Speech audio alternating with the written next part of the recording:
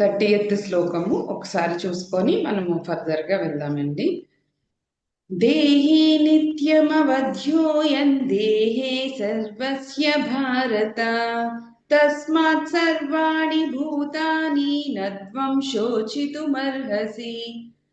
ఈ 30th శ్లోకం మనకి కిందటిసారి అయిపోయిందండి. సో జస్ట్ ఊరికినే స్పృశించుకుంటూ వెళ్ళిపోదాము. ఇక్కడ ఆయన ఏం చెప్తున్నారు అంటే, దేహి నిత్యమ వధ్యోయం దేహే సర్వస్య భారత.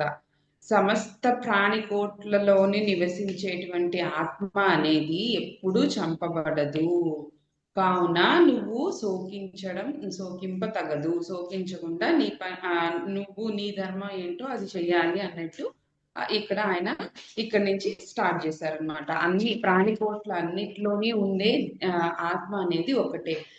మనిషిలో అయినా, చెట్లో అయినా, చీమలో అయినా, పెద్ద గాడ్జిల్లాలో అయినా, ఏ దాంట్లోనైనా ఆత్మ అనేది ఒకటే. సో అది చంపబడదు అండ్ చావబడదు. అండ్ మనం దాని యొక్క లక్షణాలను గురించి కూడా వెనకాల క్లాసుల్లో మనము చర్చించుకున్నాము. సో అలాంటి ఆత్మని గురించి నువ్వు ఆలోచించద్దు అని చెప్పి మనకి ఇక్కడ చెప్తున్నారు శ్రీకృష్ణ పరమాత్మ.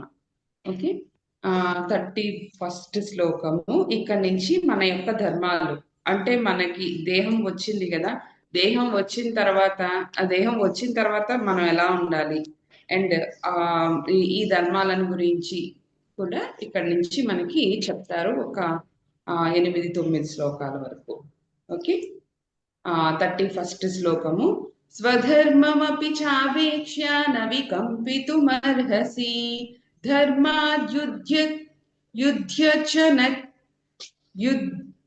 ధర్మాద్యుద్ధ్యో నచ్రేనాత్ క్షత్రియస్య న విద్యతే. స్వధర్మమపి చావేక్ష న వికంపితుమర్హసి అంటే ఇక్కడ మన యొక్క స్వధర్మాన్ని గురించి ఆయన చెప్తున్నారు. ఆయనకి ఈ స్వధర్మము అంటే ఇప్పుడు ఆయన క్షత్రియుడు కాబట్టి క్షత్రియ ధర్మాలను గురించి వివరించడం కోసం ఆయన తనకి గుర్తు చేస్తున్నారు, అర్జునుడికి గుర్తు చేస్తున్నారు అనమాట. క్షత్రియ యొక్క ధర్మాలు ఎలా ఉంటాయి, మళ్ళా దానికి నువ్వేం చేయాలి, నీకు ఇది సరైనది కాదు, నువ్వు వెనక్కి వెళ్ళిపోవడం కరెక్ట్ కాదు. ఎందుకంటే క్షత్రియ ధర్మాలు ఏంటి అంటే, క్షత్రియుడు అనేవాడు ఫస్ట్ ధర్మాన్ని ఆచరించాలి, అంతే కదండి. ఫస్ట్ ఒక లీడర్ అని ఉన్న తర్వాత ఆయన ఎలా ఉంటారో ఆయన యొక్క పరివారం అంతా కూడా అలాగే ఉంటుంది. సో ఆయన ధర్మాన్ని మాత్రం ఆచరిస్తేనే మిగిలిన వాళ్ళు కూడా ధర్మాన్ని ఆచరిస్తారు. అండ్ అదే మనకి శ్రేయస్కరము అండ్ ప్రియము, ఈ రెండింటికి మనము మీనింగ్ కూడా చెప్పుకున్నాము. సో శ్రేయస్కరము అంటే మనకి లౌకిక సుఖాలను గురించి ఇచ్చే వాటిని శ్రేయస్కరము అని అంటారు. అంటే ఇప్పుడు నాకు ఈ కార్ కావాలి, ఈ బిల్డింగ్ కావాలి, ఇది కావాలి, చిన్న చిన్న ఇంకా ఇక్కడ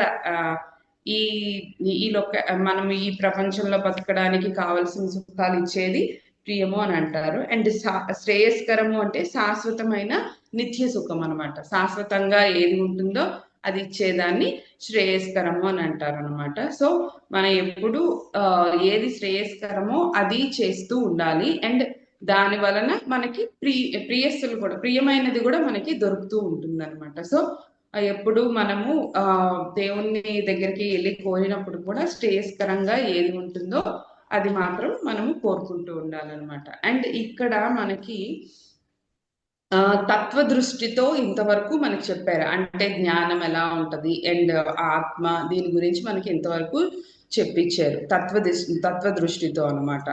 అండ్ ఇక్కడ మనకి చెప్తున్నది ధర్మ దృష్టితో చెప్తున్నారు అనమాట. ఇక్కడ నుంచి ఈ శ్లోకం నుంచి మనకి ధర్మ దృష్టితో చెప్తారనమాట. స్వధర్మం నీకు ఎంత శ్రేయస్సునిస్తుంది అనే దాని గురించి చెప్తున్నారనమాట. ఇప్పుడు జ్ఞానం అనేది పరమాత్మ దృష్టికి సంబంధించింది, అంతే కదండి. ఇంతవరకు మనము జ్ఞానం గురించి, ఆత్మ విద్య గురించి మనం నేర్చుకున్నాము. సో ఇది వచ్చి మనకి పరమాత్మ దృష్టికి సంబంధించినది అనమాట.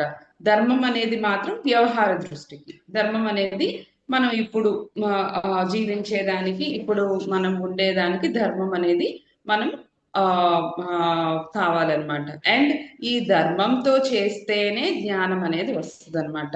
జ్ఞానంతో కలిగిన ధర్మంలోనే ఉంటుంది. ఎప్పుడు మన అంటే చెప్పడానికి మంచి మాటలు ధర్మంగా ఉంటామని మాటల్లో చెప్పి ఆ ఆ, వాడు చేసేది మాత్రం అధర్మం పనులు చేస్తే వాడికి జ్ఞానం రాదనమాట. సో మనము ధర్మంతో ఉండాలి అండ్ ధర్మంతో జీవిస్తేనే అప్పుడే జ్ఞానం కలిగే అవకాశము ఉంటుందన్నమాట. అండ్ మనము ఎప్పుడు కూడా అంటే నాకు ఎందుకు ఈ శరీరం అక్కర్లేదు, నాకు ఎందుకు ఈ సంసారం వద్దు అని వదిలేసి వెళ్ళిపోయి పరిగెత్తామంటే ఆయన ఒప్పుకోరనమాట. నీ నీ నీ యొక్క శరీరం ఎందుకు వచ్చింది, కర్మల అనుసారం వచ్చింది. సో నువ్వు నీ శరీరాన్ని ఉపయోగించి నీకు ఏది ధర్మమో అది చెయ్యాలి అని చెప్పి చెప్తున్నారనమాట. ఇప్పుడు ఇప్పుడు ఆయనకి శరీరం వచ్చింది కానీ నేను ఋషిలాగా వెళ్ళిపోతాను, నేను యుద్ధం చేయను. ఆయన చెప్పారు కదా అర్జునుడు, నేను యుద్ధం చేయను, యుద్ధం చేయడం వల్ల ఏమొస్తుంది అని చెప్పి. సో అలా ఉండకూడదు అని చెప్పి నీ ధర్మం ఏది, నీ స్వధర్మం ఏది అనేది ఆ ఆలోచించి చేయాలి. ఇది చాలా ముఖ్యము. ఆయన స్వధర్మం మీద మాత్రం చాలా ఇష్టం అంటండి. ఎవరి ధర్మం వాళ్ళు చేస్తూ మనకి కర్మ సిద్ధాంతము నెక్స్ట్ ఫర్దర్ గా వచ్చే వాటిలో వస్తుంది. మన ధర్మాన్ని మనం చేస్తూ ఉన్నప్పుడే మనకి జ్ఞానం కూడా వస్తుంది అనే విషయాన్ని కూడా ఆయన ఇక్కడ చెప్తున్నారనమాట. అండ్ నువ్వు ఇలా ఇప్పుడు యుద్ధం గెలిచావనుకో రాజ్యం లభిస్తుంది, లేకపోతే స్వర్గం లభిస్తుంది, అంతే కదా. ఇప్పుడు యుద్ధంలో ఓడిపోయారనుకోండి, ఆ ఈ యుద్ధంలో ఓడిపోతే స్వర్గమే కదా వస్తుంది. సో మామూలుగా చనిపోయారు అనుకోండి, వాళ్ళకి ఇంకా ఏదో రోగాలతో చనిపోవడం తప్పించి అంతవరకు ఉండి రోగాలతో చనిపోయి వాళ్ళకి స్వర్గ ప్రాప్తి అనేది లభించదు. కానీ యుద్ధంలో చనిపోయిన ప్రతి ఒక్కరికి అందులోని మనము మొదట్లోనే మనము నేర్చుకున్నాం కదండి, అది ఎలాంటి ప్లేస్ అనేది. చాలా యజ్ఞయాగాదులు చేసి ఆ ప్లేస్ లో చనిపోయిన ప్రతి ఒక్కరూ స్వర్గానికి వెళ్తారనమాట. అలాంటిది ఆ ప్లేస్ అనమాట. సో ప్రతి మనిషి అనేవాడు కూడా ఎలా అయినా చనిపోతాడు. అందుకే రోగాలతో నువ్వు చనిపోయే కంటే నీ ధర్మం అయినటువంటి యుద్ధాన్ని చేసి చనిపోవడం అనేది ముఖ్యం. చనిపోవడం అనేది మంచిది అన్నట్టు అనమాట. నువ్వు చనిపోవడం అనేది ఇప్పుడైనా చనిపోతావు, తర్వాత అయినా చనిపోతావు, కానీ నీ ధర్మంలో నువ్వు చనిపోయినప్పుడు నీకు స్వర్గం ప్రాప్తిస్తుంది అని చెప్పి చెప్తున్నారనమాట. అండ్ అలా కాకుండా నువ్వు వదిలేసి వెళ్ళిపోతే పాప ఫలాన్ని కూడా పొందుతావు అని చెప్పి ఇక్కడ మనకి చెప్తున్నారు అనమాట. సో ఇక్కడ క్షత్రియుడి యొక్క లక్షణాలను గురించి చెప్తున్నారండి. మనకి ఇప్పుడిప్పుడే కాదు, క్షత్రియుడి యొక్క లక్షణాలను దాదాపు 2,500 సంవత్సరాల క్రితమే మనకి వైద్య శాస్త్రాన్ని రచించినటువంటి చరకుడు ఉన్నారు కదండి, ఆయన ఈ లక్షణాలను గురించి కూడా చెప్పారంట. క్షత్రియుడు ఇన్ ద సెన్స్ ఇక్కడ పాలకుడు అని అర్థమండి. మన యొక్క దేశ కాలమాన పరిస్థితుల ప్రకారం క్షత్రియులు అంటే ఇక్కడ మనకి ఎవరు పాలిస్తున్నారో వాళ్ళు అనమాట. ఆ క్షత్రియుడు అనేవారు, మన పాలకుడు అనేవాడు ధర్మం తప్పితే ప్రమాదాలు కలుగుతాయి అండ్ ప్రకృతిలో ఉత్పాతాలు రావడానికి కూడా ఈ క్షత్రియులే కారణము అండ్ వింత వింత రోగాలు రావడానికి కూడా ఈ పాలకులే కారణము, వీళ్ళే చేసిన అధర్మమే కారణం అన్నట్టు మనకి చరకుడు 2,500 సంవత్సరాల క్రితమే చెప్పారంటండి.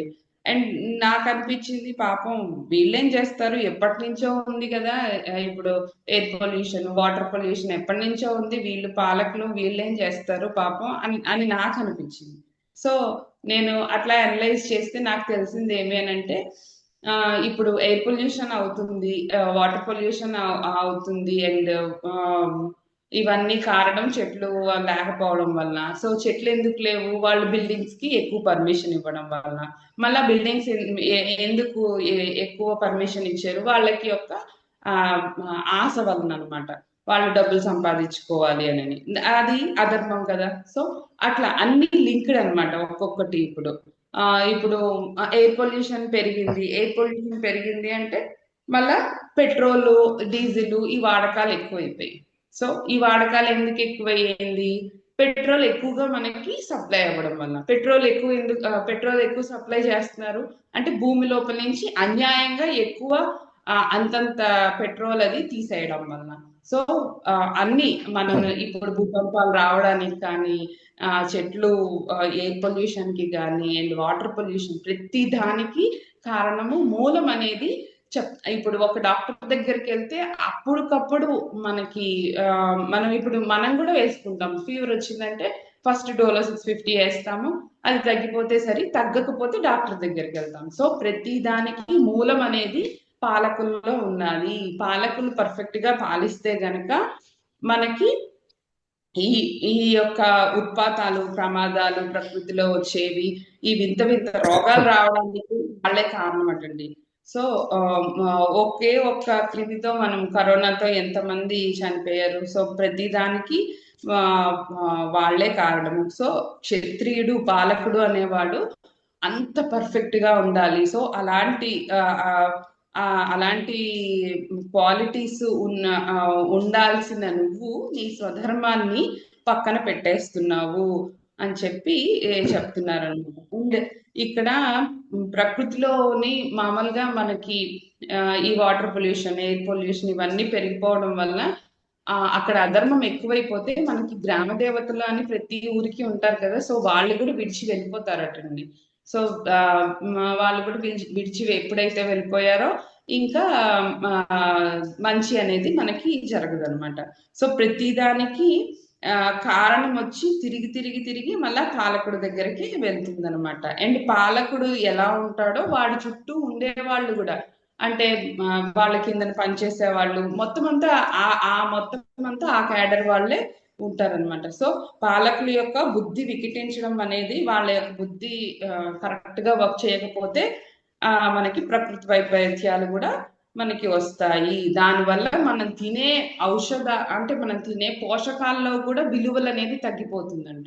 అంతే కదండి. వాటర్ పొల్యూషన్, ఎయిర్ పొల్యూషన్ వల్ల మళ్ళా మనము పొలాల్లో మొక్కలు వేస్తాము, దానివల్ల దాని యొక్క ఔషధి గుణాలు తగ్గిపోయి అండ్ ఇవన్నీ పెరిగిపోతాయి అన్నమాట. సో దానివల్ల జనాలు కూడా నాశనం అయిపోతారు. సో ఇన్ని విషయాల కారణంగా పాలకులు అనేవాళ్ళు అంత పర్ఫెక్ట్ గా ఉండాలన్నమాట. పాలకుల్లో ధర్మం నశిస్తే ఎలాంటి ఫలితాలు వస్తాయి అనేది మనకి చెరకుడు 2,500 సంవత్సరాల క్రితమే ఆయన రాసి పెట్టేశారనమాట.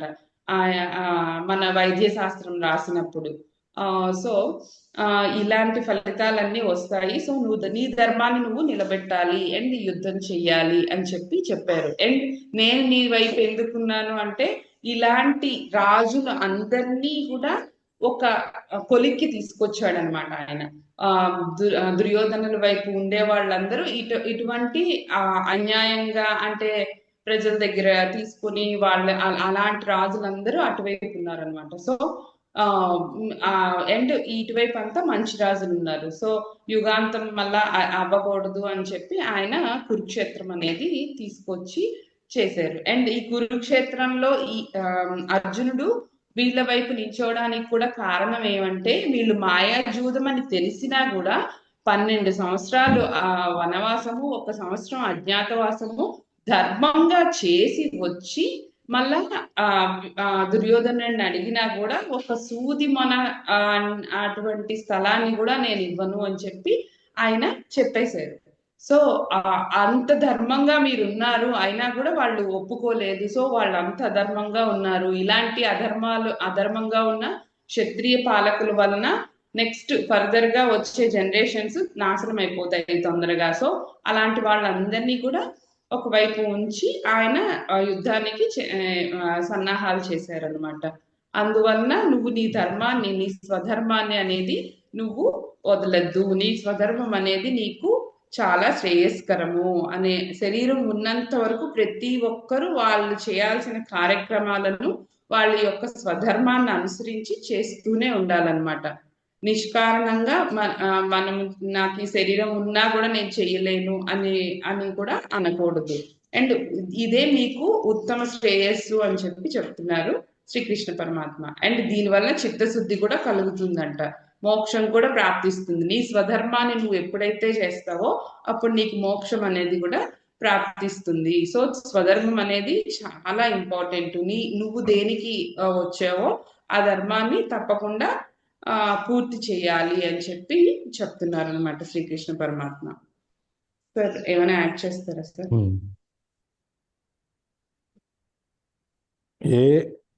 ఎవరెవరు ఏ పనులైతే నిర్ణయింపబడినాయో వాళ్ళు ఆ పనులు చేయాలి. మనకి పురాణాల ప్రకారం చాతుర్వర్ణాలు 4 వర్ణాలు ఉన్నాయి, 4 రకాల ప్రజలు. మన ఈ ప్రజల్ని 4 రకాలుగా విభజిస్తారు. ఒకటి బ్రాహ్మలు, వైశ్యులు, క్షత్రియులు, శూద్రులు. పుట్టుకని బేస్ చేసుకుని మనకి వర్ణాలు రాలా.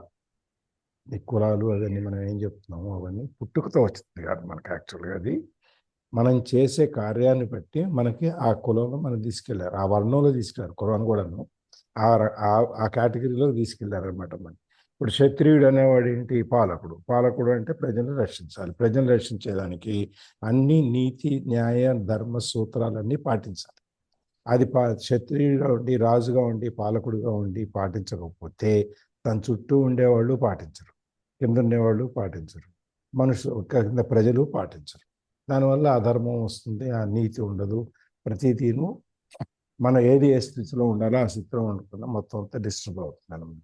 దానికోసం అని చెప్పి మనకి ఎప్పుడైతే అధర్మం అనేది ఎక్కువ అవుతుందో ప్రజల్లో కూడా అరక్షణ భావం, భద్రతా భావం, అరక్షణ భావం, తర్వాత వాళ్ళు పక్క వాడిని ఎలా దోచుకోవాలి. ఎందుకంటే రాజు మన దోచుకుంటాడు, మనం పక్కన దాన్ని పోయి బలవంతుడు బలహీనుని దోచుకుంటూ అంటే కార్యక్రమం నడుస్తుంది అనమాట. అందుకని ఎప్పుడు పాలకుడు అనేవాడు, క్షత్రియుడు అనేవాడు అంటే ఎవరంటే పాలకుడు. అది ఇప్పుడు మన పురాణాల్లో చూస్తే బ్రాహ్మణులు, ఋషులు అందరూ పరిపాలించారు. ఆ పరిపాలించినప్పుడు వాళ్ళు బ్రాహ్మణ ఇదే అదని కాదు, వాళ్ళు బ్రాహ్మణులుగా ఉండి బ్రాహ్మణ జన్మ తీసుకుని ఆ వృత్తి చేసుకుంటూ రాజులైన వాళ్ళు ఆ రాజరికానికి ఉన్నటువంటి ఆ లక్షణాలు ఏదైతే ఉన్నాయో అవన్నీ కూడా వాళ్ళు పాటించారన్నమాట. అందుకని చెప్పి వాళ్ళు ఆ విధంగా మనకి ఈ వర్ణ వ్యవస్థ అనేది వచ్చింది. సరే, వర్ణ వ్యవస్థ తర్వాత అది వేరే విధమైన రూపుదిద్దుకుని వేరే విధంగా ఎక్కడికెక్కడో వెళ్ళిపోయింది. మనకు మూలంగా ఏంటంటే ఎవరి కర్తవ్య నిర్వహణ వాళ్ళు ఆ నీతి, నిజాయితీ, ధర్మంతో చేస్తే అది ఈ భూమి అనేది, ఈ సృష్టి అనేది నిలకడగా ఉంటుంది. ఎవరి వాళ్ళు స్వర్గానికి వెళ్తారు. ఇప్పుడు రాజు కర్తవ్యం ఏంటి? ప్రజలను రక్షించడం. ప్రజలను రక్షించే కార్యక్రమంలో రాజు ప్రాణాలు కోల్పోయాడు అనుకోండి, అప్పుడు ఆయన స్వర్గానికి వెళ్తారు. అదే ప్రజల్ని కాపాడకుండా ప్రజల్ని ఇబ్బంది పెట్టి తర్వాత చచ్చిపోతే నరకానికి వెళ్తారు. అదే ఆ విధంగా ఎవరైనా సరే వాళ్ళ విధి నిర్వహణ అనేది, మనకు అప్పగించబడిన విధి నిర్వహణ అనేది వాళ్ళు సక్రమంగా చేస్తూ ఉంటారో అప్పుడు మనకి ఈ భూమి అనేది చక్కగా నడుస్తూ ఉంటుంది అన్నమాట. ఇప్పుడు ఇంత పొల్యూషన్ అని చెప్తుంటుంది, కాలుష్యం, రకరకాల కాలుష్యాలు, ఇవన్నీ ఎందుకు వస్తాయి? మనము ఎప్పుడైతే సుఖపట్టానికి అలవాటు పడ్డామో ఆ సుఖాన్ని ఇంకా ఇంకా పెంచుకోవడానికి ఇంకా కొత్త అన్నీ కనిపెట్టినప్పుడు మనకి ఈ పొల్యూషన్స్ అనేది ఇవన్నీ వస్తాయి. ఇప్పుడు ఇంతకుముందు మనం ఎక్కడికైనా వెళ్ళాలంటే నడిచి వెళ్ళాల్సి వచ్చేది. ఫస్ట్ నడిచి వెళ్ళాల్సిన తర్వాత ఏమైంది? బండి కట్టించుకొని వెళ్తాం అయింది.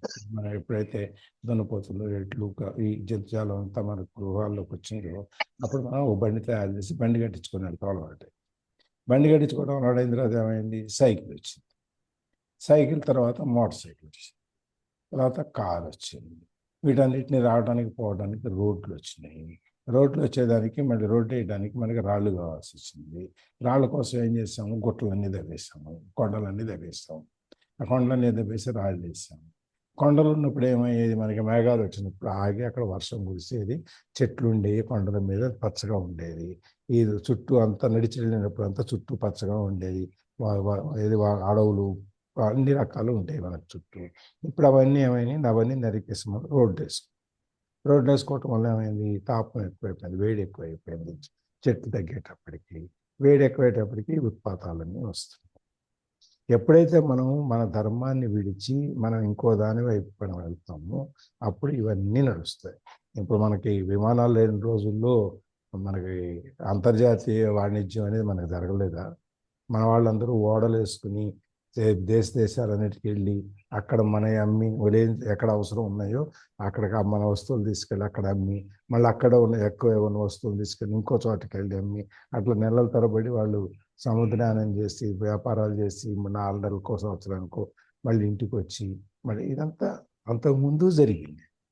అప్పుడు నౌకలకు వచ్చి ఈ ఓడలకు వీటన్నిటికీ అప్పుడంతా ఈ ఇంజన్లు మోటార్స్ ఏమి లేవు నీళ్ళల్లో. అప్పుడు వేసుకుని వెళ్ళేవాడు నెట్టుకుంటూ. ఇవన్నీ మనం ఇప్పుడు చూడండి, మనకి హిమాలయాస్లో హిమాచల్ ప్రదేశ్ అటు పక్కన కనుక మనం వెళ్తే ఆ పక్కనంతాను హిమాలయ పర్వతాల్లో పవర్ స్టేషన్స్ కట్టేశారు. పవర్ జనరేషన్ దాదాపు 500-600 పవర్ జనరేషన్ స్టేషన్స్ ఉన్నాయి అక్కడ. ఎందుకు? ఫ్రీగా ఉంటుంది, వాటర్ ఎప్పుడు ఉంటుంది, సముద్రం ఎండాకాలంలో మంచిగా నీళ్ళు వస్తాయి, ఉట్టప్పుడు మామూలుగా నీళ్ళు వస్తూనే ఉంటాయి పైనుంచి. ఇవన్నీ వస్తాయి కాబట్టి అక్కడ పవర్ జనరేషన్ అనేది చీప్గా పడుతుంది, కాస్ట్ తక్కువ. దానికోసం వెళ్ళేసి అక్కడ 100 కోట్లు పెట్టేసి ఆ పర్వతాల సాణువుల్లో వరుసలో కట్టేశారు. దాని ఫలితం ఏం చూసాం మనం? మునిగిపోయింది కదా అక్కడంతా, అంతమంది పోయారు కదా, అంతా కొట్టుకుపోయింది కదా, ఊళ్ళన్నీ కొట్టుకుపోయినాయి కదా. ఇప్పటికీ ఇంకా ఆ భయం అనేది ఇంకా వేలాడుతూనే ఉంది అక్కడ.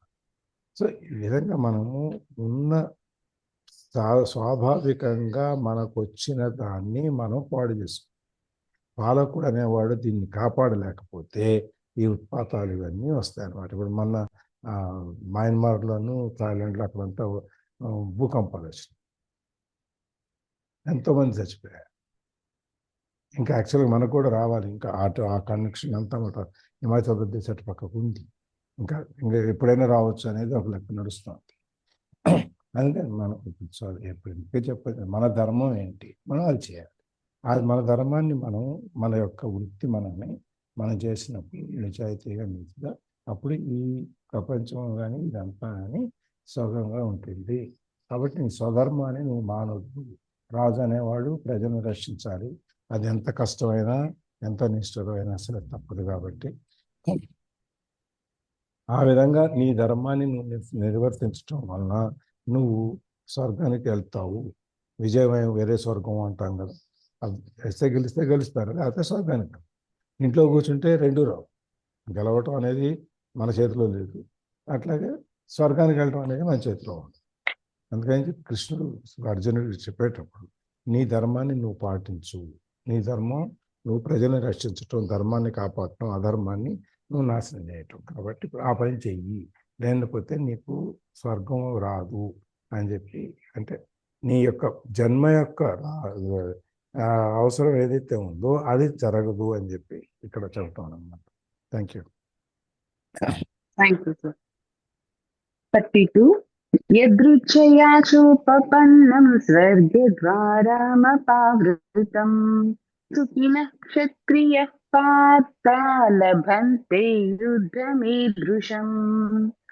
ఆయన చెప్తున్నారు ఇంకా యదృచ్ఛయ చాపపన్నం అంటే నువ్వు కష్టపడి సంపాదించి ఏమీ స్వర్గానికి వెళ్ళలేదు, అప్రయత్నంగా, ప్రయత్నం లేకుండా నీకు స్వర్గ ద్వారాలు అనేది ఓపెన్ అయ్యి ఉన్నాయి. ఏంటి? నీ స్వధర్మాన్ని నువ్వు చేసినప్పుడు నీ యొక్క ఏ ప్రయత్నము లేకుండానే నువ్వు స్వర్గానికి వెళ్ళిపోతావు. సో ఇలాంటి యొక్క అవకాశము క్షత్రియులకు మాత్రమే ఉంటది, క్షత్రియులు మాత్రమే పొందుతారు. సో ఈ యుద్ధం కోసము రాజులు ఎదురు చూస్తూ ఉంటారంటండి. యుద్ధం చేయాలి, ఆ యుద్ధం అంటే మళ్ళీ ధర్మ యుద్ధం కోసం. ధర్మయుద్ధం అంటే నా యొక్క టెన్యూర్ లో నేను ఒక్క ధర్మయుద్ధమైనా చేస్తానా అని చెప్పి చాలా మంది ఎదురు చూసిన రాజులు కూడా ఉన్నారంట. ఎందుకంటే ఆ ధర్మయుద్ధంలో గనక వాళ్ళు చనిపోతే అంతే కదండి, యుద్ధంలో చనిపోతే వాళ్ళని వీరులు అంటాం కదా, వాళ్ళ యుద్ధంలో చనిపోయిన వాళ్ళని వీరులు అంటాం. అదే రాజైనా కూడా మామూలుగా చనిపోతే వీరుడు అనం కదా. సో అలాగా నువ్వు యదృచ్ఛయా చోప్రపన్నం అంటే నువ్వు ఏ ప్రయత్నం లేకుండానే నీకు అంత మంచి అవకాశం అనేది ఉన్నది. సో నువ్వు ఇలాంటి అవకాశాన్ని పోగొట్టుకోవద్దు అని చెప్పి చెప్తున్నారు అనమాట. అండ్ ఆయన చెప్తున్నారు, నువ్వు నీ ధర్మాన్ని తప్పితే నీ అన్నదమ్ములు కూడా, నీ అన్నదమ్ములతో సహా నీ తాతలు తండ్రులు అందరూ పాపలోకాలకి వెళ్ళిపోతారు. సో ఇక్కడ కుంతీదేవి ఒక స్టోరీ చెప్పిందంటండి. ఇక్కడ పార్థ అని సంబోధించారు కదా.